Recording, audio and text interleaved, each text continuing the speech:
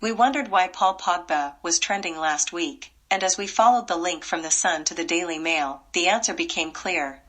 So, for those like Philip Schofield, who have claimed to have not witnessed any racism in the British media. Examples do you have? You see, I've been reading right. some criticism. Right. I haven't personally read anything that I could say was based on racism. And this is part of the problem. We offer this video as a tutorial on the dark arts of race-baiting journalism that is still prevalent in the toxic British media. It is no surprise that the race-baiting is predicated on an article by the leading race-baiter, the Daily Mail, and promptly picked up by other leading race-baiters like the Sun and the Mirror. It is a testament to the impotence of the press regulator that these dark arts are routinely exhibited in public for the purpose of attracting racist commenters for profit and providing them with a platform to express and promote their racism in coded language. So, this is how it works. To start with, you pick a high-profile black footballer and, if he or she is outspoken like Paul Pogba, even better.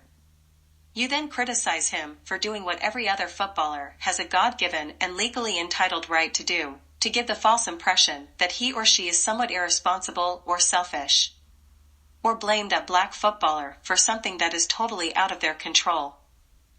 In this instance, the white Italian, Daily Mail journalist suggests without any shred of irony that the black French international, who has just returned to an Italian club, is somehow selfish for wanting to play for his country, France, in the World Cup. The selfishness accusation is predicated on the outrageous suggestion that the injured Pogba took time to consider the possible treatment option that would allow him to play for France in the World Cup, instead of immediately opting for the more drastic surgery that would automatically rule him out of the World Cup. The rationale for the criticism being that Pogba would have been able to start playing for Juventus 1 month earlier, if he had taken the surgery option immediately. This utterly baseless and unsubstantiated assertions are reminiscent of the give a dog a bad name tactic routinely employed against the likes of Lewis Hamilton, Meghan Markle, and other high-profile black people. In the long-standing practice of race-baiting, prevalent in the toxic British media, the Daily Mail, after fashioning this racially motivated attack piece then, open their unmoderated comments section to provide their target audience with the platform for spewing their coded racist abuse. As intended, the Daily Mail article attracted a barrage of racially coded attacks on Pogba, with some commenters barely able to hide their racist DNA. They used carefully constructed usernames and texts to play to the gallery and invoke well-established racist sentiments and imagery. For example, one user referred to himself as Wogmeister, while another called Pogba an effing lazy thick N-word, and others routinely called him and other black players lazy. And as Darren Lewis of the Mirror has documented and Ron Atkinson has demonstrated, describing black footballers as lazy is a way of invoking racially abusive stereotypes. Many of the commenters took obvious delight in referring to Ron Atkinson's racist outburst. A review of the number of comments and shares per article exposes the sick rationale for the toxic British media's routine engagement in the dark arts of race-baiting. At the time of this video, a January 22 article by Cagnozzo on the travails of Pogba's Italian club, which was the precursor to the February 2 article, had generated some 1,200 shares and 190 comments.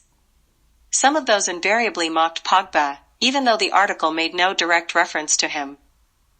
A February 2 Milan article, which was also an attack piece that missed the irony that the author was the one who was exposing his own selfishness, was by astonishing coincidence referenced in the February 2 UK Daily Mail article, displaying similar irony blindness. The Italian article only generated 68 comments, a good proportion of which were stirring rebuttals to the anti-Pogba comments.